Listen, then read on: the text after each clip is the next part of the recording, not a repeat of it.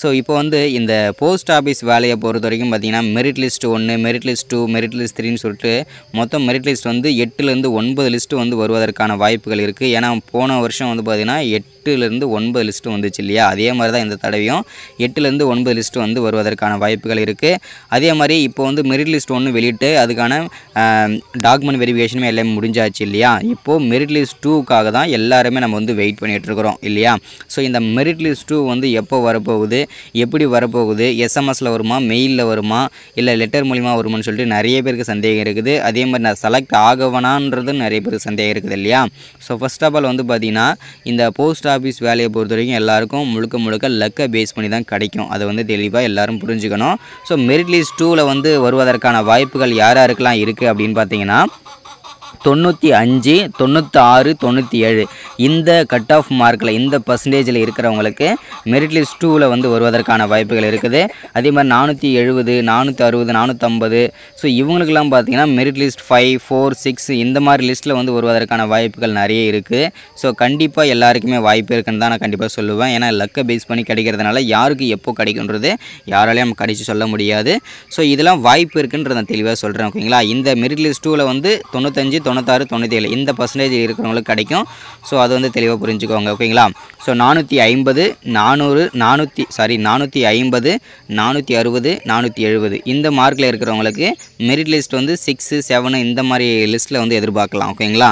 So இப்போ வந்து merit list 2 வந்து என்னென்ன டாக்குமெண்ட்லாம் கொண்டு போகுன்றது கடைசியாக சொல்கிறேன். ஃபஸ்ட்டு லிஸ்ட்டு இப்போது மெரிட் லிஸ்ட் 2 வந்து எப்போ வரப்போகுது கன்ஃபார்ம் டேட் சொல்லிடுறேன்.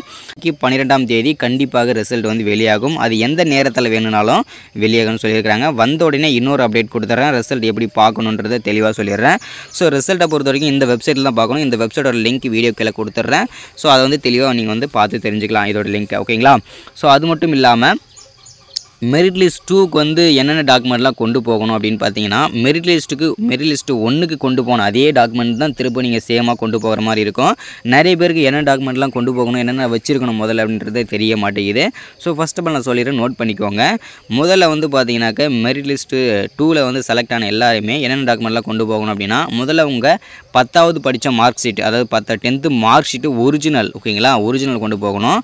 அடுத்ததான் உங்களுடைய கம்யூனிட்டி சர்டிஃபிகேட், நீங்கள் என்ன கம்யூனிட்டியை சேர்ந்தவங்களோ அந்த கம்யூனிட்டியோட சர்டிஃபிகேட் கண்டிப்பாக மஸ்ட்டாக வேணும். அது ரொம்ப இம்பார்ட்டன்ட். அடுத்ததாக உங்கள் ஐடென்டிட்டி ப்ரூஃப்காக வந்து பார்த்தீங்கன்னாக்கா உங்களுடைய ஆதார் கார்டு, பேன் கார்டு இது எல்லாமே கொண்டு போகணும். ஸோ அடுத்ததாக வந்து மெடிக்கல் சர்டிஃபிகேட் இதுதான் மஸ்ட்டு ஓகேங்களா. இது இல்லைனா கண்டிப்பாக உங்களை ரிஜெக்ட் பண்ணிடுவாங்க. முழுக்க எல்லாருமே தெரிஞ்சிக்க வேண்டிய ஒரு விஷயம் மெடிக்கல் சர்டிஃபிகேட். மெடிக்கல் சர்டிஃபிகேட் எந்த ஃபார்மேட்டில் இருக்கணும் அப்படின்னா க்ரீன் கலர் சைன், அதாவது பச்சை கலரில் சைன் பண்ணுவாங்க இல்லையா பெரிய ஆஃபீஸர்ஸ்லாம். ஸோ அந்த சைன் பண்ணுறவங்கக்கிட்ட நம்ம வந்து பார்த்திங்கனாக்கா இந்த டாக்டர் மெடிக்கல் சர்டிஃபிகேட் வாங்கணும். நீங்கள் ஜிஹெச்சுக்கு போனீங்கன்னா முழுக்க இந்த க்ரீன் சைன் பண்ணுவாங்க. ஸோ நீங்கள் அங்கே வந்து ஜிஹெச்சில் போய்ட்டு வாங்கிக்கலாம் ஓகேங்களா. ஸோ அதே மாதிரி பார்த்தீங்கன்னாக்கா உங்கள்கிட்ட இருக்கிற ஃபோட்டோ ஒரு பாஸ்போர்ட் சைஸ் ஃபோட்டோ ஒரு 4 ஃபோட்டோ எடுத்துகிட்டு போங்க. ஸோ இவ்வளோ தான் நீங்கள் எடுத்துகிட்டு போகிற மாதிரி இருக்கும். அதே மாதிரி பார்த்தீங்கன்னா நீங்கள் ஓபிசியாக இருக்கீங்க இல்லை பிடபிள்யூ இப்போ எல்லாருமே வந்து பார்த்தீங்கன்னா நிறைய பேர் வந்து ஓபிசி செலக்ட் பண்ணி அப்ளை பண்ணியிருப்பீங்க, பிடபிள்யூ கேட்டகரி செலக்ட் பண்ணி அப்ளை பண்ணியிருப்பீங்க இல்லையா. இவங்க எல்லாருமே பார்த்தீங்கன்னாக்கா அந்த உங்கள் சொந்த கம்யூனிட்டியோட சர்டிஃபிகேட்டும் வேணும், இடபிள்யூஎஸ் கேட்டகரியோட சர்டிஃபிகேட்டும் வேணும்.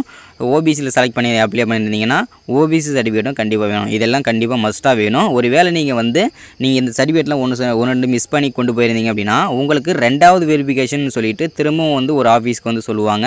ஸோ நீங்கள் அங்கே போய்ட்டு நீங்கள் திரும்பவும் 2வது வெரிஃபிகேஷன் வந்து 2-3 நாளைக்குள்ளே நீங்கள் முடிச்சிடணுன்றது தெளிவாக அவங்க வந்து வார்ன் பண்ணி அனுப்புவாங்க ஓகேங்களா. ஸோ அதுக்கப்புறம் நீங்கள் கொண்டு போகலன்னா தான் ரிஜெக்ட் பண்ணுவாங்க.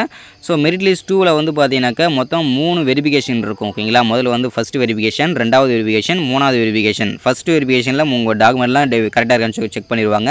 அதில் ஒரு சில சர்டிஃபிகேட்லாம் மிஸ் ஆகிருந்துச்சுன்னா 2வது வெரிஃபிகேஷன் கூப்பிடுவாங்க. ஸோ அது 2வது வெரிஃபிகேஷன் கம்ப்ளீட்டாக முடிச்சிட்டிங்கன்னா 3வது வெரிஃபிகேஷன் வந்து உங்களை எந்த மாவட்டத்தை சேர்ந்தவங்களோ அந்த மாவட்டத்தில் எஸ்பி ஆஃபீஸில் போய்ட்டு நீங்கள் ஃபஸ்ட்டு வெரிஃபிகேஷன் முடிச்சாங்க இல்லையா அந்த ஆஃபீஸில் வந்து ஒரு லெட்டர் கொடுப்பாங்க. நீங்கள் வந்து இங்கே போய்ட்டு நீங்கள் சப்மிட் பண்ணுங்கள், இங்கே ரிப்போர்ட் பண்ணுங்கள், நான் செலக்ட் ஆகிடுன்னு சொல்லிட்டு ஒரு லெட்டர் கொடுப்பாங்க. அந்த லெட்டரை எடுத்து போய்ட்டு அங்கே கொடுத்துட்டிங்கன்னா அதுக்கப்புறம் உங்களுக்கு வந்து 15 நாள் ட்ரைனிங் இருக்கும். ஸோ அந்த 15 நாளில் வந்து ஒரு நாள் கூட லீவ் போடாமல் நீங்கள் போனீங்கன்னா உங்களுக்கு வந்து ஜாப் வந்து கன்ஃபார்ம் ஆகிடும். அதுக்கப்புறம் நீங்கள் வந்து ஜாப் வந்து கண்டினியூ பண்ணிக்கலாம். ஸோ இதுதான் வந்து பார்த்தீங்கன்னா இதோட அப்டேட் ஓகேங்களா. ஸோ ரிசல்ட் மெரிட் லிஸ்ட் 2 வந்து இன்றைக்கி வெளியாகலாம், இல்லைனா நாளைக்கு காலையில் கண்டிப்பாக வெளியாகும். ஸோ என்னென்ன கொண்டு போகிறது தெளிவாக சொல்லியாச்சு. வீடியோ பிடிச்சிருந்தால் மறக்காமல் லைக் பண்ணுங்கள். தேங்க்யூ.